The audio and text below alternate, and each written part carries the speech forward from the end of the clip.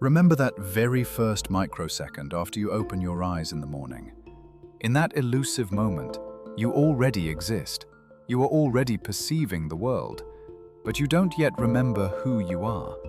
You don't remember your name, your age, your address, or your to-do list for the day.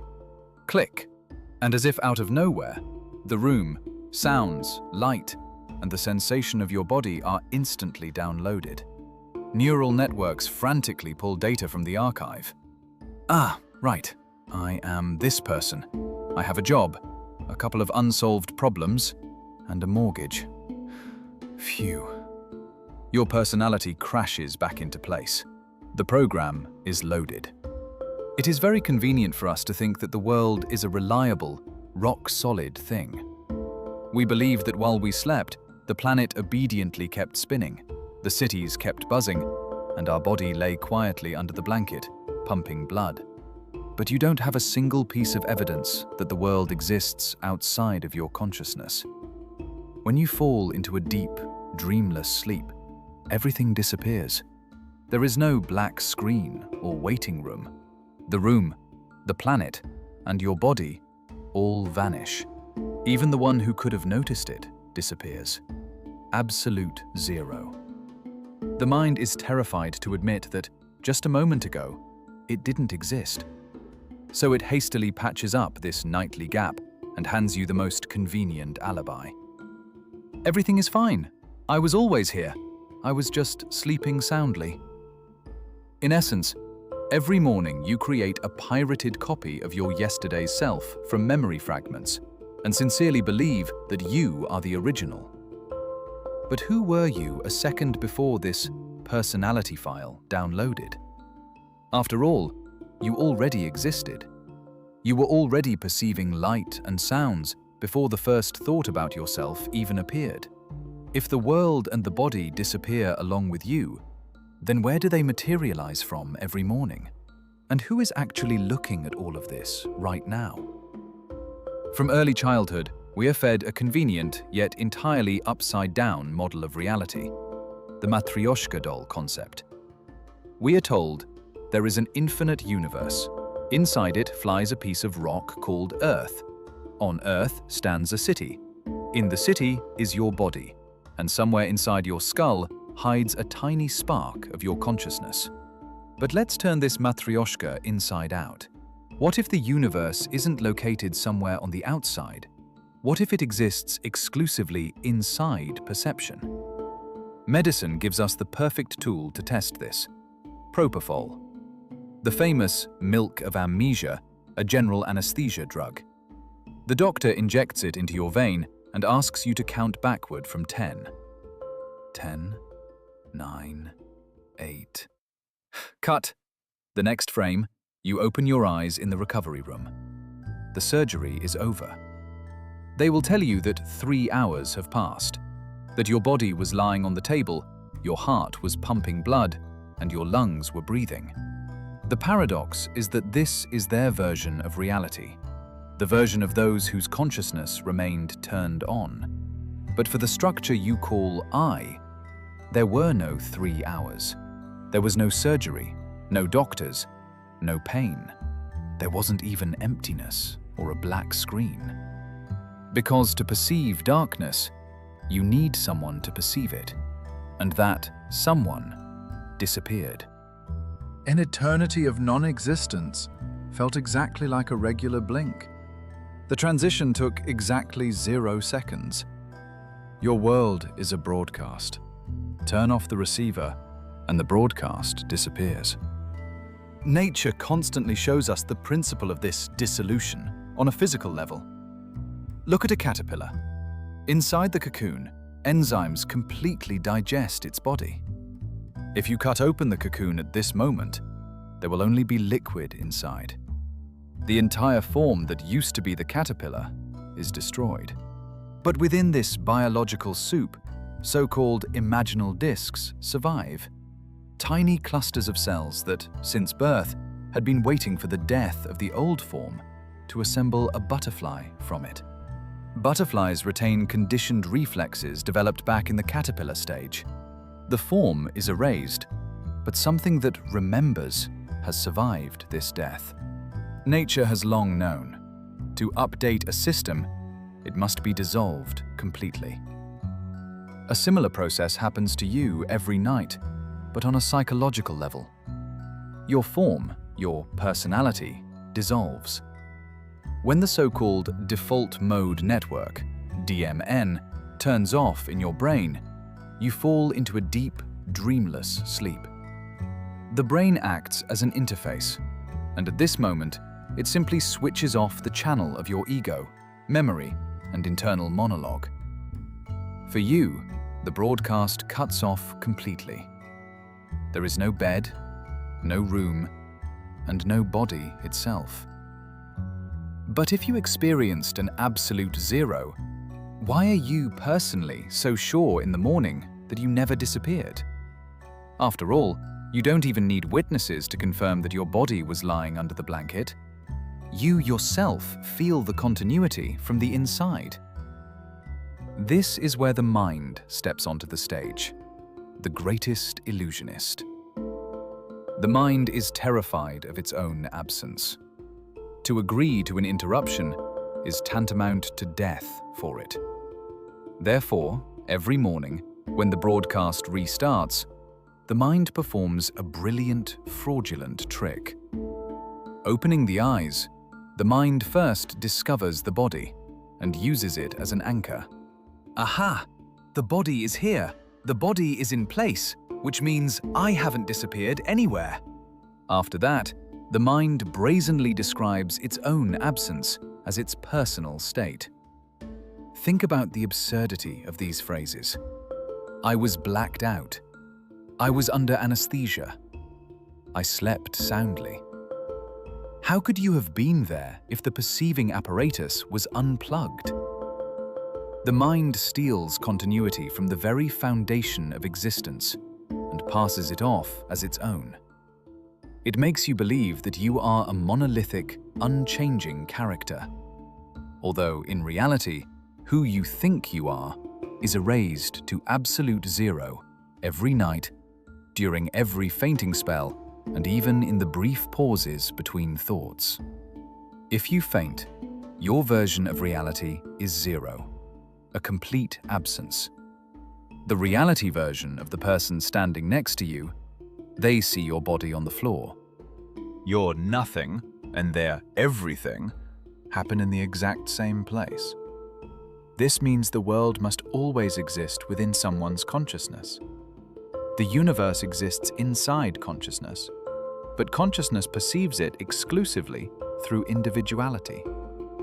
But if your personality is just an interrupting program that steals continuity from the very foundation of reality, from the very fact of existence, why was it necessary to invent a rigid boundary between oneself and the rest of the world?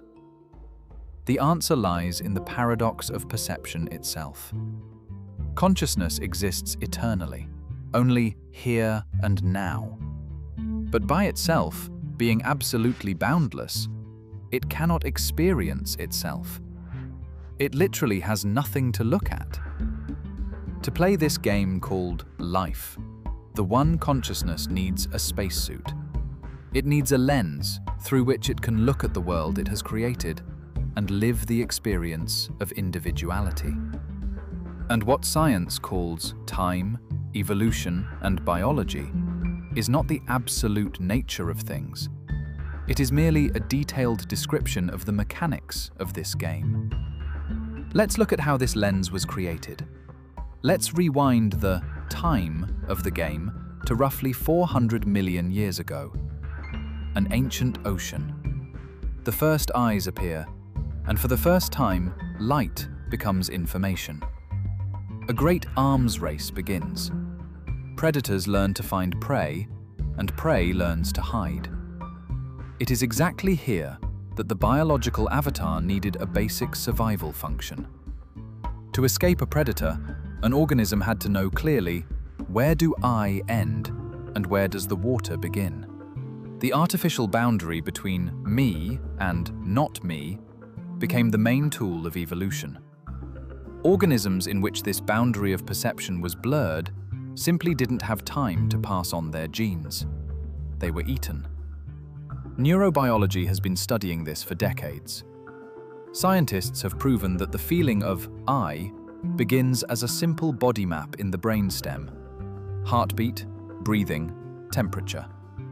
This is the basic proto-self, a simple sensation that there is a separate organism that can feel good or bad. Further on, evolution layers the cerebral cortex, and the layers of I begin to grow. Autobiography, memory, a name, and a social role appear. This entire, incredibly complex construct of the ego was created for one single biological purpose: survival. The brain draws a boundary because without it, the avatar won't be able to tell food from poison. But here is the catch. What is biologically useful isn't necessarily the truth. The sense of time, the perception of color, the rigid boundary of the body, these are all useful hallucinations. The map is not the territory. The cells of your body are constantly renewing. Atoms come and go. In 7 years, an almost complete replacement of matter occurs. So where is the continuous you in this endless transit of atoms? A simple experiment. When you stand in front of a mirror, you see your reflection and automatically assume that you are only the body. But what else do you see in the mirror? You see the room, the walls, the objects around, the light from the window. Ask yourself, have you ever in your life seen your body without the world around it? Or the world without your body? From the first second of your life, the body and the world are given to you together, inseparably and simultaneously. You cannot subtract one from the other. So why, looking in the mirror, did you decide that your reflection is only the body? Why not the whole picture? The answer is simple. You were taught this way. In childhood, adults pointed their finger at your body and said your name, and the room, the space, and the rest of the world, they ignored. A little child seeing a mirror for the first time doesn't isolate their body. They see the entire reflection as a single whole. They don't have hard edges yet. Psychologists call the moment of recognizing oneself in the mirror a turning point. Before it, the child experiences themselves as something spilled out and boundless. And after, they receive a boundary. They lose their original wholeness in order to survive in the biological world.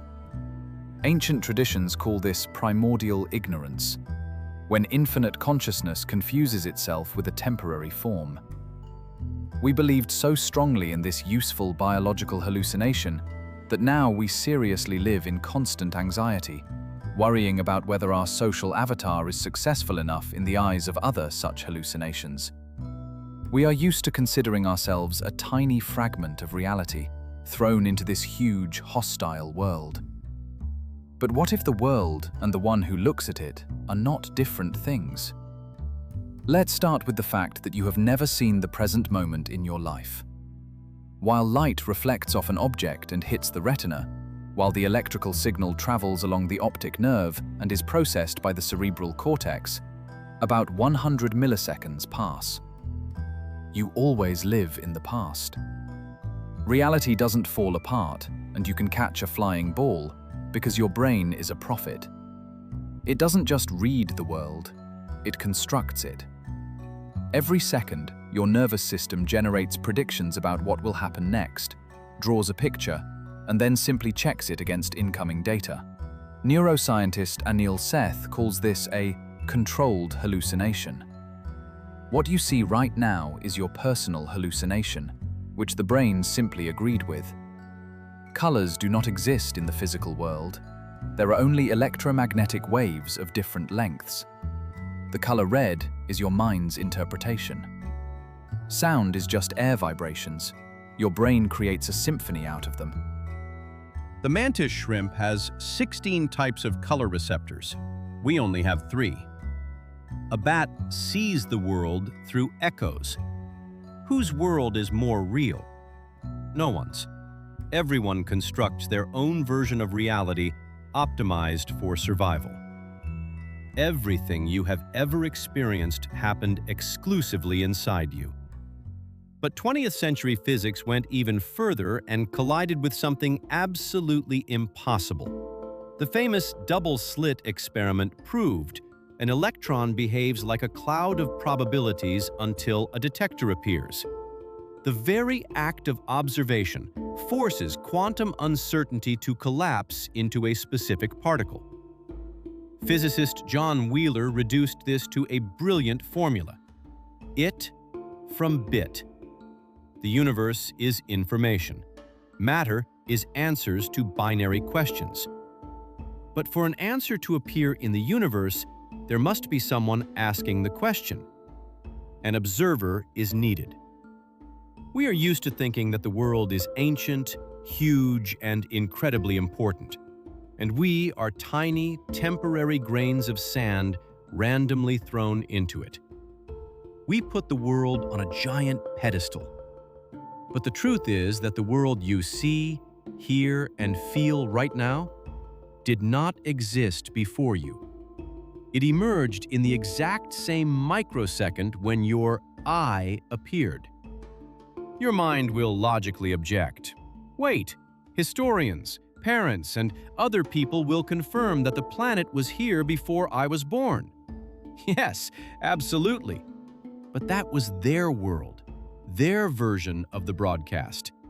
Your personal world, assembled by your unique brain, passed through your senses, was born together with you. You are peers. You appeared on absolutely equal terms simultaneously. Without you, this specific world simply has no carrier. You are needed by it just as much as it is needed by you. But what do? Forgetting this equality, we voluntarily make it more important than ourselves and start looking for happiness within it. We chase after things, status, relationships, begging reality, just give me this and then I'll be happy. Think about the incredible irony of this situation. We stand in front of our own reflection in the mirror and beg it to smile first. We place the value of the scenery above the value of the one for whom this scenery was built in the first place. But here, having understood that the world is merely a reflection, the mind says, aha, so the world is an illusion, and I am that very invisible observer who watches all this. Therefore, I am more important. And this is also self-deception. That seer you are trying to grasp is also just a function of your mind. It is a stencil through which the single foundation shines. Consciousness doesn't sit somewhere in the dark, arrogantly watching the illusion of the world. Consciousness is simultaneously the one who looks, the process of observation itself, and the thing being looked at. It exists with absolutely equal rights in all these 3 points. Your world, the process of perceiving it, and you yourself are one and the same ray of light, simply divided by the stencil of the mind. And if you try to find the one who is looking at this light, then what will happen to you and the world? For centuries, the best minds of humanity have tried to do this. In 1739, philosopher David Hume looked inside himself and declared, "I find no I in there, only a bundle of thoughts and feelings, replacing each other with incredible speed. There is no subject, there is only a stream of content." 40 years later, Immanuel Kant answered him, "The subject cannot be found within experience because it is the condition of any experience. Looking for the subject among objects is the same as trying to find the I in its own field of vision." And philosopher Alan Watts reduced 3 centuries of these searches to a single formula. You cannot bite your own teeth. The I cannot see itself. The subject is invisible because you are it. But how do we usually search for ourselves? All our lives, we have been used to defining ourselves exclusively through objects. We assemble our self-image from reflections: what someone said about us, how they looked at us, what position we hold. We consist of external scenery. And when they tell us, "Look inside, find yourself," what do? We close our eyes and apply the exact same familiar scheme. We try to find ourselves among internal objects. We listen closely to the voice in our head and think, "Here, this is me." But if this voice suddenly goes silent, you won't disappear anywhere. You will continue to be just in silence. And right here, when the thoughts quiet down and you face pure space, fear enters the game. The fear of losing control, going crazy, dissolving. The panic begins. The mind senses that it is about to be interrupted, but this time, consciously. The mind starts throwing catastrophic scenarios at you. If I disappear, who will pay the bills? How will I talk to people? I will lose everything I hold dear. Yet at the same time, every night you absolutely voluntarily lie down in bed and let go of all this. You fall into non-existence with immense pleasure, throwing off this heavy suit of personality. And for some reason, you are not scared at all. In the morning, you wake up and state with relief, "Phew, everything is in place." But the trick is that you already lost it during the night. And this happens every single day. There is only one difference. At night, the mind shuts down unconsciously, knowing that in the morning it will reboot the system. But in the pause between thoughts, in the here and now moment, letting go happens consciously. And it is exactly this consciousness that strips the mind of its main weapon, the illusion of control. The mind is convinced that peace will only come when you see yourself as someone: successful, righteous, enlightened. But whoever you see yourself as, it will always be a temporary peace. True fundamental freedom comes only at the moment when you cannot find yourself in any definition at all. When you are completely stripped of any concepts. In this moment, you cannot see yourself. But this doesn't stop you from being in the slightest. We started with that elusive moment of waking up when your I does not yet exist. Now, let's return to that very first morning microsecond. What actually happens when you open your eyes? When you fall asleep, your universe folds up. But what remains in deep, dreamless sleep is not death and not emptiness. Physicists say that in an absolutely empty space, in a quantum vacuum, a colossal energy is hidden. Pure potential from which virtual particles are constantly born. Your internal nightly darkness is exactly this primordial potential. And then comes the morning. And in one elusive fraction of a second, your personal Big Bang happens. There is no sequence here. Everything happens absolutely simultaneously. From this pure potential, the entire data packet instantly unfolds all at once. The room, the sounds, the light, your body with its incredibly complex neurobiology, and the downloaded file of your personality. At this moment, the thalamus in your head opened the sensory gates. But the thalamus itself, the head, and the bed it lies on, all emerged in your perception in the exact same second. The universe is born anew every time your eyes open, and it is born together with you. So where were you before your I arose? And where was your body? Your mind will logically object. What do you mean, where? It was lying on the bed, after all. Someone else could have been looking at it. And this is true.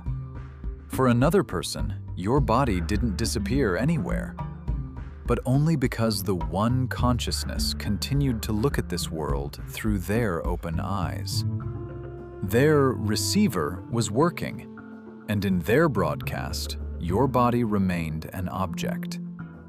But for your folded perception, there was no bed, no room, no body. There was pure potential, the absolute foundation. You were and remain this very same single foundation. The foundation that is capable of looking at your sleeping body through the eyes of another person. The foundation that every morning unfolds your personal window again, densifies into your form, and puts on the interface of your individuality so that the universe can touch itself with your hands. You are not the body that changes its atoms every 7 years. You are not the thoughts and not the memory that are erased every night. And you are not that isolated spectator, hidden inside the skull, that the mind tries to appoint you as. You are the transparent, eternal screen on which this insane, incredibly beautiful movie called reality is playing right now. In this movie theater, there is no separation. You are not just the spectator or the screen. You are the screen itself, the projector beam, and every frame of this movie all at once. The movie can be a drama, a comedy, or a thriller. In it, illusions can shatter, scenery can change, forms can disappear, but the foundation itself cannot be wounded. It cannot be burned. It cannot be destroyed by the events of the plot. Just watch. Consciousness is on. The game continues.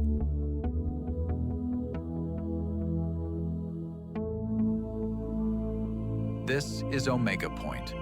We explore reality so you can feel it.